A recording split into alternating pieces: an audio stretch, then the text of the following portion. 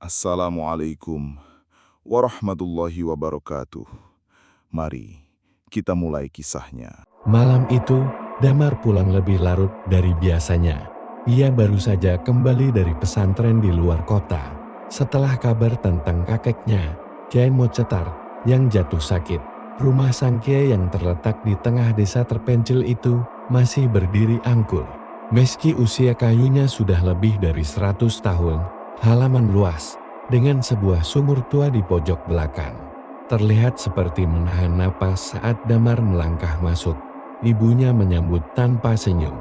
Matanya merah, bukan karena menangis, tapi karena tak tidur 3 malam. Kakakmu memanggilmu semalam, katanya lirih. Dia bilang kamu harus pulang sekarang juga. Damar hanya mengangguk. Tapi yang membuat bulu kuduknya meremang bukanlah kalimat itu, melainkan suara gemericik air dari sumur belakang. Padahal tidak ada angin sama sekali. Malam kian pekat. Damar belum bisa tidur. Ketika ia hendak menutup jendela kamarnya, samar-samar terdengar suara seseorang memanggil dari arah sumur.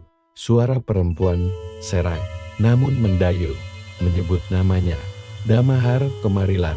Ia menahan napas, menatap. Sumur itu kosong, tapi suara itu jelas. Damar mencoba mengabaikannya, menarik tirai dan kembali ke ranjang.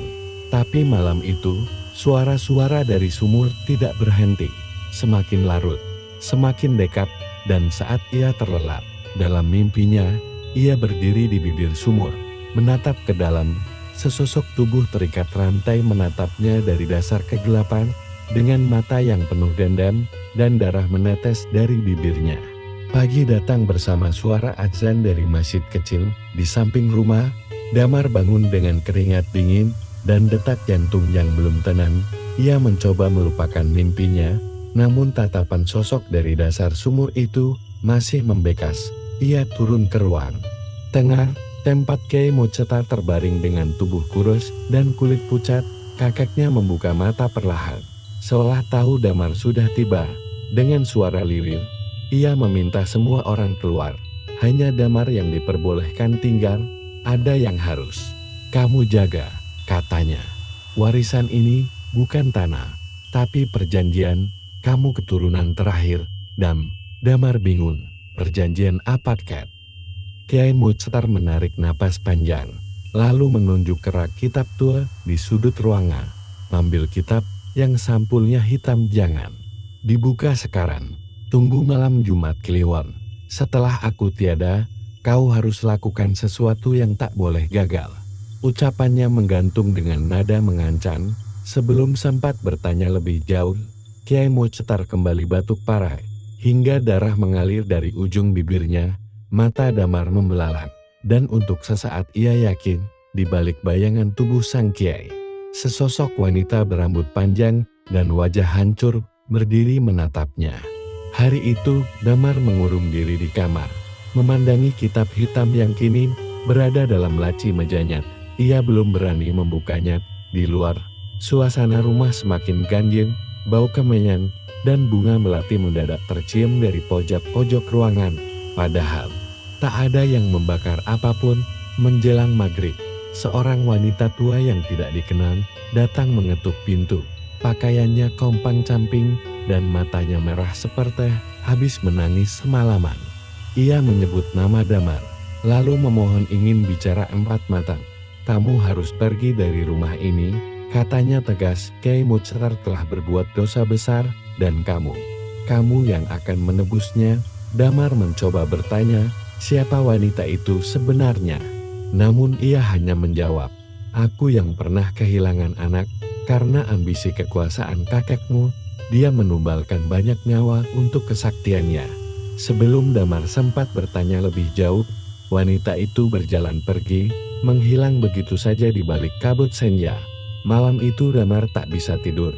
Ia memandangi kitab hitam yang kini terasa seperti benda terkutuk. Rasa penasaran dan takut saling bertarung di dalam pikirannya. Lalu, tepat tengah malam, laci tempat kitab itu disimpan terbuka sendiri. Halaman pertama terbuka tertiup angin. menampilkan tulisan Arab gundul dan sebuah cap darah di pojok bawahnya. Damar tak bisa menahan tangannya.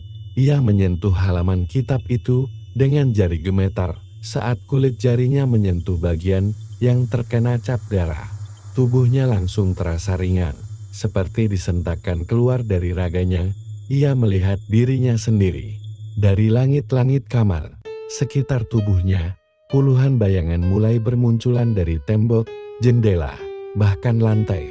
Satu di antara bayangan itu mendekat. Sosoknya perempuan, berambut panjang hingga tanah, kulitnya kelabu penuh luka terbuka, dan matanya kosong. Ia memegang sesuatu, boneka jerami kecil yang tampak hangus di satu sisi. "Aku cucumu yang pertama," katanya. Suaranya seperti bergema. "Di dalam sumur, Kiai Muchtar menumbalkanku saat usiaku 9 tahun. Agar tanah ini tetap milik keluarga." Tubuh Damar terhempas kembali ke kasur. Nafasnya memburu. Matanya nyalang. Ia menutup kitab itu secepat mungkin. Namun bau darah yang menyesakkan masih tinggal di udara. Ia mengerti kini bahwa yang dikatakan wanita tua tadi bukan sekadar omong kosong. Ada kebenaran kelam yang diwariskan padanya. Namun apa yang belum ia mengerti adalah mengapa harus dia?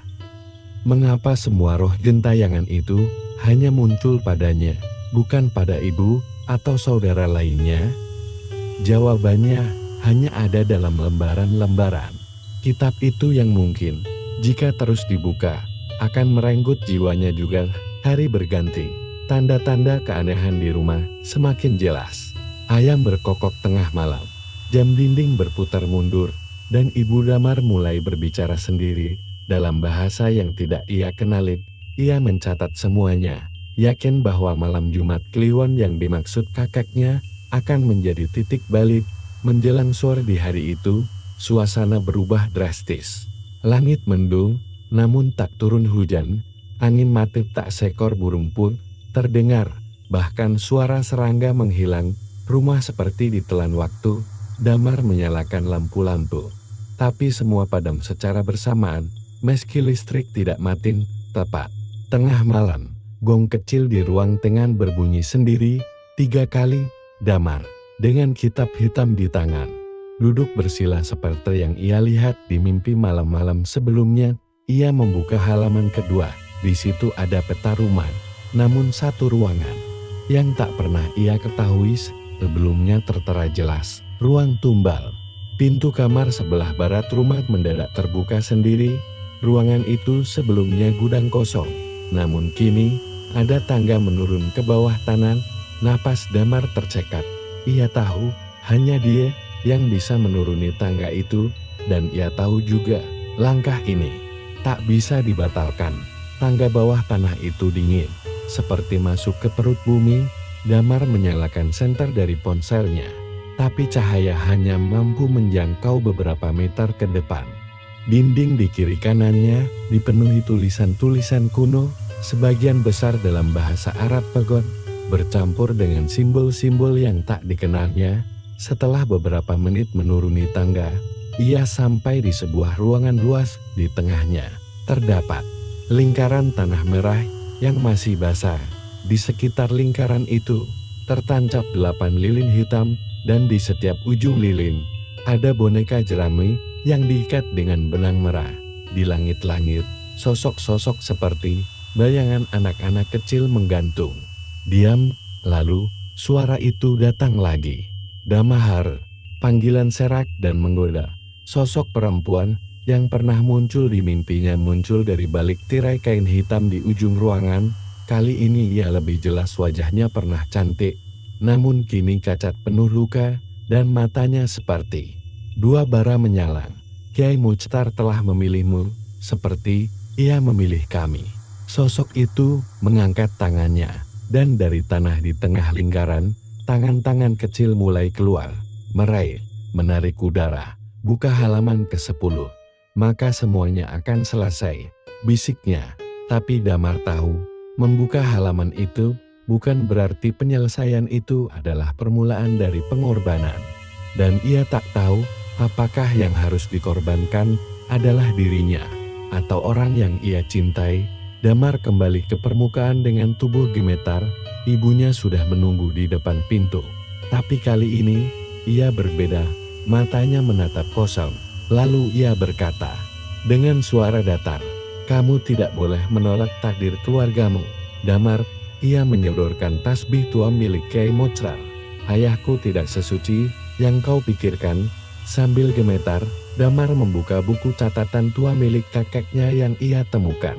Di rak, di sana tertulis semua nama yang telah menjadi tumbal dalam 70 tahun terakhir dan hampir semuanya anak-anak. Tujuannya satu, menjaga gerbang antara dunia dan dimensi lain agar tidak terbuka. Setiap generasi harus menyerahkan satu darah murni keturunan Kiai. Damar tidak bisa membantah kebenaran itu. Nama kakaknya yang katanya meninggal karena demam saat usia 5 tahun. Ternyata ada di daftar itu. Bahkan nama pamannya yang hilang di hutan juga tercatat. Semuanya korban. Semua demi kekuasaan dan kesaktian Kiai Moctar yang selama ini dihormati sebagai wali. Ternyata penjaga gerbang iblis. Air mata Damar jatuh. Tapi bukan karena sedih, melainkan karena marah. Ia merasa dijebak, dilahirkan hanya untuk menjadi bagian dari perjanjian keji. Tapi sebelum ia bisa memikirkan langkah berikutnya, halaman ke-10 di kitab itu terbuka sendiri. Darah menetes dari kertasnya dan namanya Damar tertulis jelas di sana. Nama itu terukir dengan darah basah, segar, dan seolah baru ditulis beberapa detik sebelum Damar membacanya. Tangannya gemetar, keringat membasahi pelipis, dan ia mundur perlahan. Namun setiap langkah mundurnya seolah menariknya makin dalam. Kebayang-bayang masa lalu. Kenapa aku? Pertanyaan itu bergaung dalam pikirannya. Tapi tidak ada jawaban. Hanya suara ketukan perlahan di dinding kamarnya. Ia menghampiri dinding itu. Tidak ada apapun. Hanya lukisan tua bergambar Kiai Moctar muda yang selama ini digantung di sana. Namun kini, mata pada lukisan itu tampak bergerak. Ia mengikuti setiap gerakan Damar. Lalu, dari balik lukisan, terdengar suara bergema. Suara yang sama dengan milik Kiai Moctar. "Kamu tak bisa lari. Dam, darahmu sudah ditetapkan sebelum kamu lahir." Damar mencoba merobek lukisan itu. Baliknya, ada celah di dinding, dan dalam kegelapan lubang itu, tampak tumpukan benda botol kaca, rambut manusia, gigi, bahkan potongan kain bayi yang telah membusuk. Semua benda itu adalah bagian dari ritual. "Ini bukan rumah, ini altar," gumam Damar, menjauh dengan tubuh lemas. Namun, yang paling membuatnya nyaris kehilangan akan adalah suara tawa anak kecil yang terdengar di belakangnya. Ia berbalik, dan di ambang pintu kamar berdiri seorang bocah laki-laki dengan mata kosong. Tubuhnya basah kuyup, dan darah menetes dari sela-sela kuku jari kakinya. "Main yuk, Kak Damar," ucapnya, lalu menghilang seperti kabut. Keesokan paginya, Damar duduk di ruang tengah. Ibunya masih terlihat seperti biasa diam, dingin, dan penuh rahasia. Tapi pagi itu, Damar sudah tidak tahan lagi. Ia konfrontasi, "Ibu tahu semua ini, kenapa tidak bilang dari dulu?" Wajah sang ibu memucat, tapi tak tampak kaget. Ia menarik napas dalam dan menjawab pelan, "Karena jika kau tahu terlalu cepat, kau akan menolak takdirmu." Ia pun mulai bercerita. Saat Damar lahir, langit desa mendadak gelap meski siang bolong. 7 ekor kambing mati tanpa sebab di belakang rumah. Kiai Moctar tertawa malam itu. "Anak ini sempurna," katanya, "darahnya bersih dan jiwanya kuat." Tumbal terakhir, sang ibu ingin melarikan Damar saat itu juga, tapi terikat oleh sumpah yang tertulis dalam perjanjian leluhur. "Aku menyimpan semua dokumen perjanjian itu," ucapnya, lalu mengajak Damar ke kamar belakang yang selama ini dikunci. Di sana, tersembunyi di balik lantai kayu, terdapat peti kayu kecil berisi naskah kuno, tanda tangan darah, dan potret-potret ritual tua. yang menggambarkan keluarga mereka dari generasi ke generasi semuanya berlutut di hadapan sosok tak dikenal yang berdiri di dalam lingkaran api. "Kalau kau ingin selamat," kata ibunya dengan wajah getir, "kau harus mencari pecah perjanjian itu, satu-satunya jalan keluar. Tapi untuk melakukannya, kau harus bertemu dengan makhluk yang menjaga segalanya." Ia menatap Damar dengan tatapan hancur, dan tak seorang pun kembali waras setelah melihatnya. Malam itu, Damar duduk di ruang ibadah kecil di belakang rumah sambil menggenggam kitab hitam dan selembar naskah kuno dari peti. Ia membaca dengan suara pelan. Doa pemanggilan penjaga segel di udara. Bau besi terbakar perlahan menyelimuti ruangan. Lampu minyak yang menyala redup mulai bergetar, dan udara menjadi sangat dingin. Tiba-tiba, semua nyala lampu padam serentak, kegelapan menyelimuti.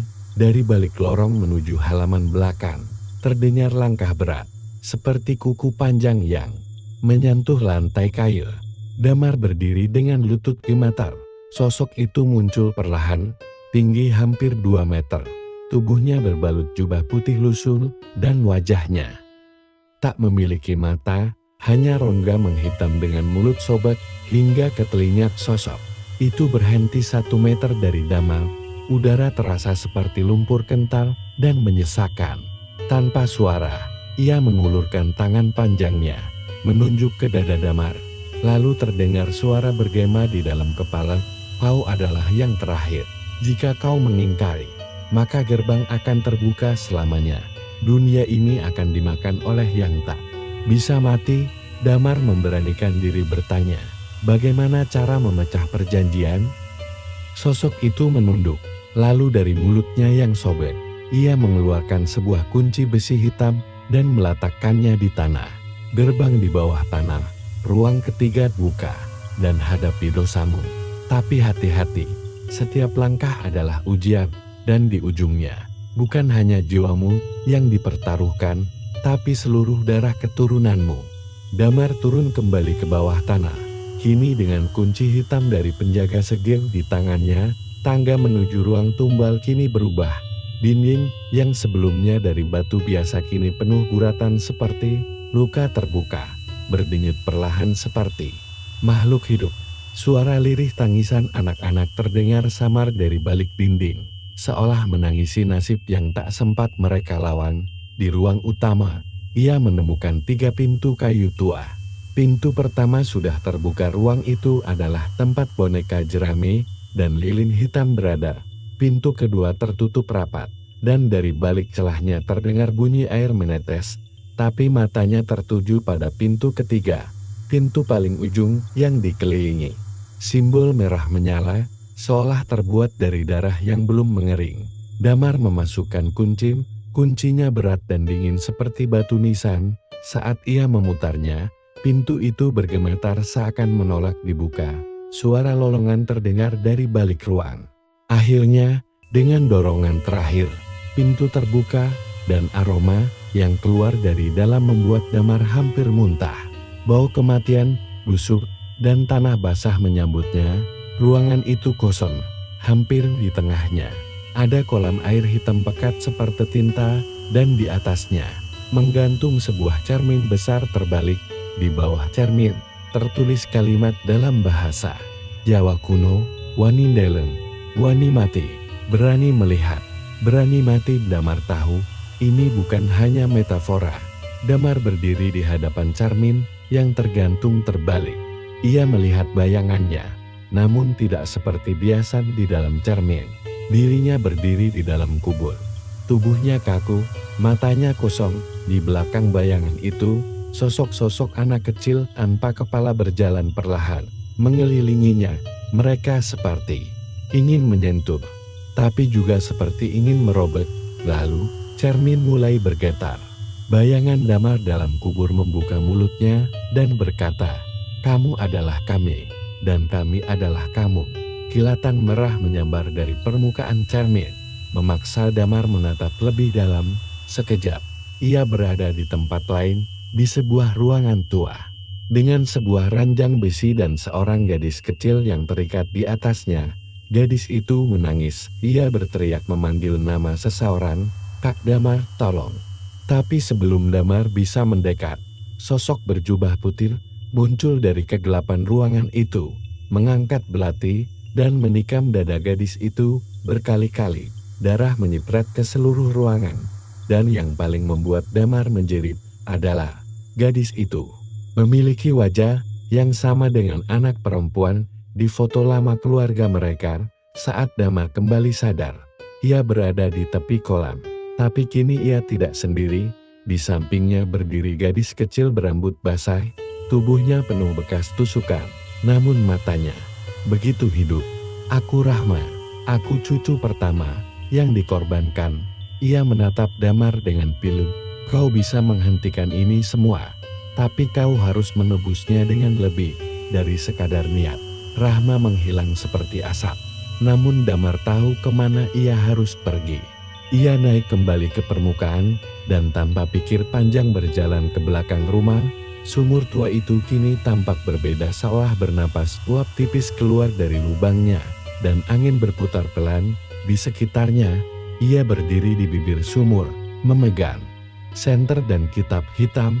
"Buka halaman terakhir," bisik suara Rahma di telinganya. Damar membuka kitab dan di sana hanya tertulis satu kalimat, "Turun dan temui akar perjanjian." Tanpa pikir panjang, ia mengikat tali tamban yang tergantung di tepi sumur, lalu mulai menuruni kedalaman gelap. Setiap meter terasa seperti memasuki dunia lain. Dinding sumur berubah dari batu menjadi daging berlendir. Setelah sekitar 10 meter turun, Damar menemukan sebuah rongga terbuka di dalam sumur, jalur rahasia menuju sebuah gua bawah tanah. Ia merayap masuk dan suara gemuruh seperti jantung berdetak membungkam seluruh dunia. Di tengah gua itu ada pohon besar, namun bukan pohon biasa. Batangnya terbuat dari tulang belulang dan daunnya adalah potongan wajah manusia. Damar mendekat. Di akar pohon itu ada sosok yang terikat Kiai Moctar, tapi ia jauh lebih muda. Tampak seperti pria berusia 40 dan tubuhnya dipenuhi belatung. "Ini bentuk asliku," katanya dengan suara tercekat. "Aku tidak mati, aku ditelan oleh perjanjian yang kubuat. Kau yang harus menggantikanku sekarang." Waktu berhenti. Damar menatap wajah kakeknya yang tak lagi bijak, melainkan hancur oleh ketamakan. Dan dari atas gua, suara-suara para tumbang mulai turun, memanggil Damar untuk memilih, meneruskan kutukan, atau menghancurkan akar yang bisa saja membunuh mereka semua. Damar berdiri, membisu di hadapan akar pohon tengkorak tempat Kiai Moctar terikat. Sosok kakeknya tampak setengah hidup setengah bangkai. Belatung menggeliat dari mulut dan rongga matanya, namun suaranya masih jelas, menembus kepala Damar langsung. "Setiap darah keturunan akan dibakar oleh api perjanjian. Jika kau menghancurkan ini."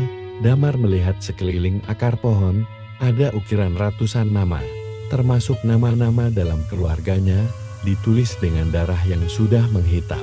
Setiap nama dihubungkan oleh simbol-simbol yang menyala samar. Akar-akar itu berdenyut setiap kali Damar mendekat, seperti menyadari kehadiran pewaris terakhir. Pohon ini tumbuh dari janji dan darah. Dia hidup karena ketakutanmu, tapi bisa mati oleh pengorbanan, kata suara Rahma dari dalam kepala Damar. Suara itu lembut, tapi menyayat. Tapi kau harus tahu, menghancurkannya berarti membakar seluruh ikatan, termasuk jiwa-jiwa yang belum sempat bebas. Damar menggenggam kitab. Hitam erat-erat. Di halaman terakhir, tinta berubah menjadi darah cair dan menetes ke tanah. Akar pohon merespons menggeliat liar. Dan dari atas gua, darah mulai menetes seperti hujan. Waktu seolah mempercepat takdir. Pilihan harus dibuat. Sekarang, saat Damar hendak merobek akar perjanjian dengan sebilah keris tua dari altar gua, langkah kaki terdengar dari belakang. Ia menoleh ibunya muncul. Wajahnya basah keringat dan mata marah menahan tangis. Tapi yang lebih mengejutkan adalah dia membawa anak kecil laki-laki yang tubuhnya terikat dan mulutnya dibekap. Itu adik tirimu, bisik ibunya lirih. aku sembunyikan darimu selama ini. Wajahnya dipenuhi rasa bersalah. Kalau kamu membakar akar itu, dia yang akan jadi korban penutup. Gerbang tak bisa tertutup tanpa jiwa murni terakhir. Damar gemetar. Ia ingin berteriak, tapi mulutnya terkunci oleh rasa takut. Kenapa? Kenapa ibu memilih dia? Ibunya menangis. Karena kamu yang terlalu kuat, dan kamu terlalu dekat dengan sumbernya. Kalau kamu terbakar, semuanya sia-sia. Tapi kalau dia tidak tahu apa-apa. Tiba-tiba, angin menyapu keras dari dalam gua. Akar-akar pohon mengarah ke anak kecil itu, dan dari pohon tengkorak, suara jeritan mulai keluar. Wajah-wajah arwah yang pernah dikorbankan bermunculan di kulit pohon, menjerit dan memohon, "Hentikan ini!" Teriak Damar. Tubuhnya menolak kenyataan. Tapi waktu terus berjalan, pilihan itu semakin kejam, menumbalkan adiknya dan mengakhiri warisan.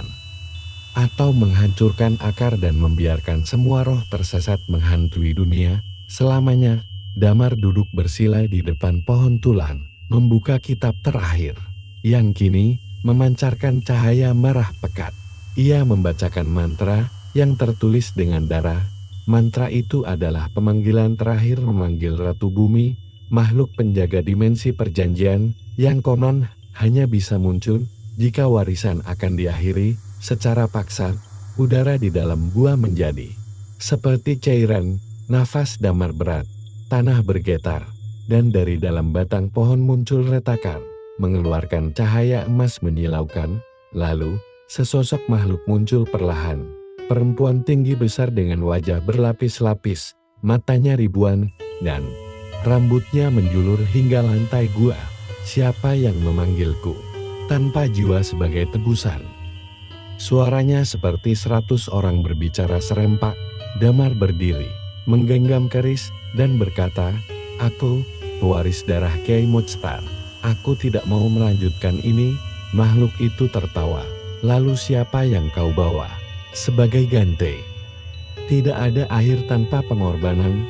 Tiba-tiba, tubuh adik tirinya melayang ke tengah ruangan, tepat di atas akar pohon. Damar berteriak, berlari, tapi ditahan oleh ibunya. "Dam, kalau kamu halangi, kita semua mati. Aku mohon, lepaskan dia. Demi semua ini selesai." Damar menatap ibunya, lalu menatap adik kecil yang tak tahu apa-apa. Dalam hatinya, badai moral dan darah berkecamuk, tangis, teriakan, dan deru mantra bergema dalam gua. Damar memeluk tubuh adiknya yang menggantung dan menatap wajah ketakutannya.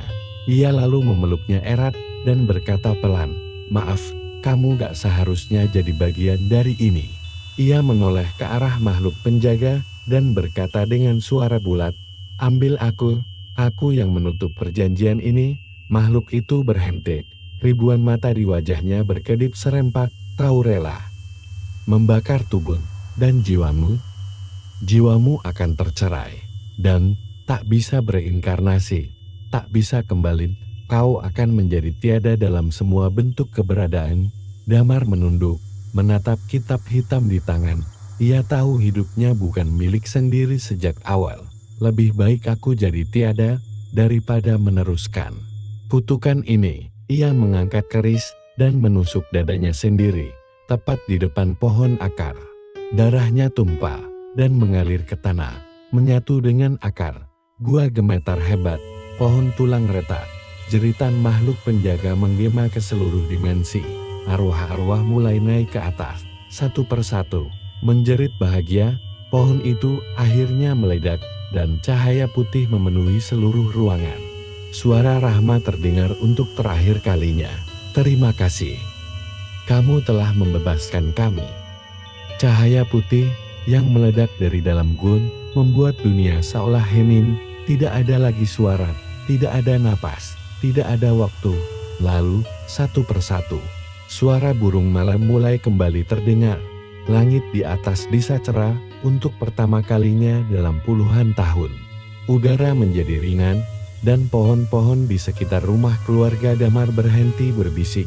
Sang ibu terbangun dalam pelukan tanah basah di halaman belakang. Ia menangis, memeluk tubuh anak bungsunya yang kini terlepas dari ikatan, tapi tidak ada lagi Damar. Tak ada jasad, tak ada bekas darah. Ia seolah tidak pernah ada. Yang tersisa hanyalah kitab hitam yang terbakar separuh, tergeletak di depan sumur tua. Orang-orang desa yang sebelumnya membisu kini mulai kembali berbicara. Mereka saling bercerita bagaimana mimpi buruk mereka selama bertahun-tahun hilang semalam. Bahkan hewan ternak yang mati mendadak kini sehat kembali. Namun, mereka tidak pernah menyebut nama Damar, seolah memori tentangnya telah dihapus dari sejarah. Namun, sang ibu tahu, setiap malam, di balik tembok kamarnya, ia bisa mendengar suara langkah pelan, dan kadang-kadang suara nyanyian kecil, lagu yang dulu Damar gumamkan saat kecil. Tapi ketika ia buka pintu, yang terlihat hanya bayang-bayang, samar, dan menggantung. Beberapa bulan kemudian, sumur di belakang rumah ditutup dan disemen permanen oleh warga. Tapi seminggu sekali, air semen selalu retak sendiri dan celah kecil muncul di bagian tengah. Seolah menolak ditutup, warga mulai menghindari rumah keluarga itu. Mereka menyebutnya rumah mati yang menolak tidur. Anak bungsu yang dulu hendak dijadikan tumbal tumbuh menjadi remaja pendiam. Ia kerap melamun menatap sumur. Pernah suatu malam, ia bertanya pada ibunya, "Bu, kakak, pernah ada kan?" Sang ibu membekul, tidak menjawab. Tapi malam itu, ia mendapati foto Damar lama yang entar, bagaimana muncul kembali di meja makan usang, terbakar di ujungnya, di malam-malam tertentu, terutama malam Jumat Kliwon. Anjing-anjing desa menggonggong ke arah rumah itu. Seorang dukun muda yang baru menetap mencoba datang dan membersihkan lokasi, namun 2 hari kemudian, ia menghilang tanpa jejak, hanya menyisakan jubah putihnya tergantung di tiang sumur. Desa kembali sunyi. Mereka seolah setuju dalam diam bahwa tidak semua kejahatan bisa dihapus, sebagian hanya bisa ditunda. Dan sumur itu menjadi simbolnya lubang gelap tanpa nama, penjaga antara dunia yang terlihat dan dunia yang tak terucap. Beberapa tahun berlalu, desa kembali hidup normal. Sang ibu kini telah renta dan lebih sering duduk menghadap jendela, menunggu sesuatu yang ia tahu tak akan kembali. Tapi pada suatu malam sunyi, angin dingin kembali bertiup dari arah belakang rumah. Tanpa sebab, lilin-lilin dalam rumah padam sendiri. Anak bungsu yang kini remaja terbangun mendengar suara ketukan dari lantai 3 kali. Lalu bisikan samar, "Kamu adikku, kamu darahku, kamu." Giliran berikutnya, ia mengikuti suara itu hingga ke belakang. Sumur tua yang sudah ditutup kembali terbuka. Pelat semen retak dan menganga seperti rahang. Di dalamnya terdengar gumaman doa, seperti bacaan kitab, namun dengan nada terbalik. Saat ia melongok, ia melihat bayangan seseorang yang mirip Damar, berdiri di dasar sumur, matanya kosong, tubuhnya tertutup luka dan akar. Tapi ia tersenyum. "Kau harus menjaga pintu ini tetap tertutup," katanya. "Kalau tidak, semua akan kembali." Lalu suara tertutup, bayangan menghilang, dan sejak malam itu, sang adik mulai bermimpi-mimpi tentang akar yang tumbuh dari dalam tubuhnya, dan suara-suara yang memanggilnya dengan nama yang bukan miliknya.